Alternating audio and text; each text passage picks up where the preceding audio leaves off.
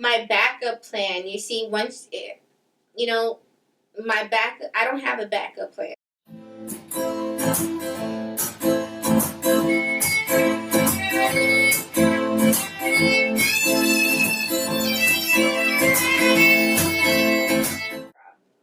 Hi, my name is Yanniqua Mitto, and I'm from Westbury, New York.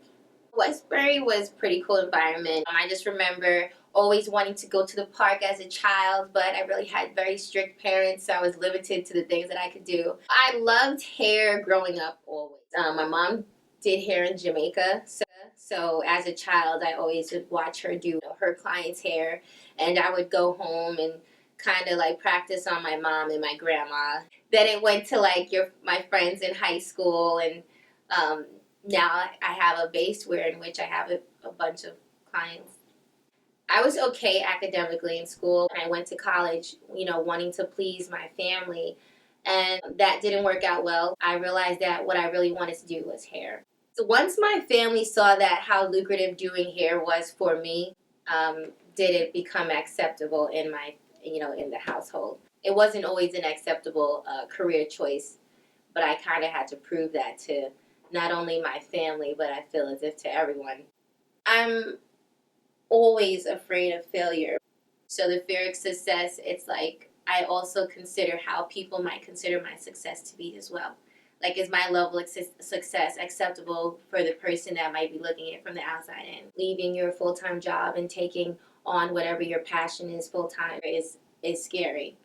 It feels awesome just looking at myself and seeing where I've come from as a child, or come from in high school, come from within even the last 3 years.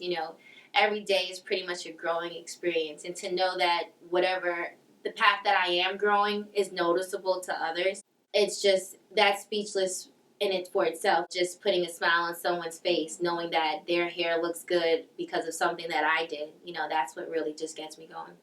It wasn't until it was brought to my attention that people are looking at me in different ways than I thought, did I realize that I might have an impact on someone else.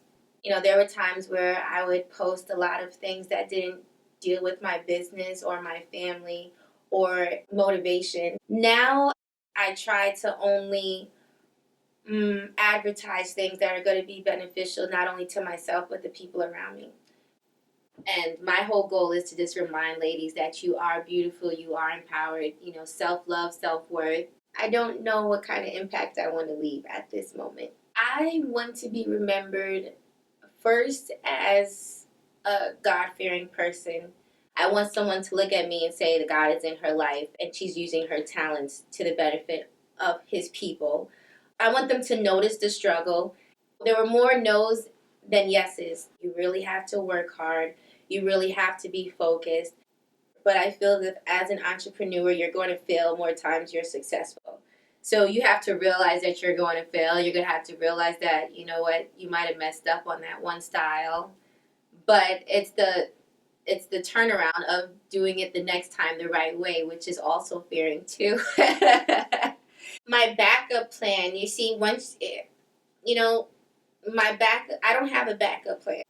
I do believe it's about self-recognition and just having that self-confidence in yourself. Because if you lack the confidence in yourself, you're not going to have a team that would, support you and be that strong strengthhold that you really need.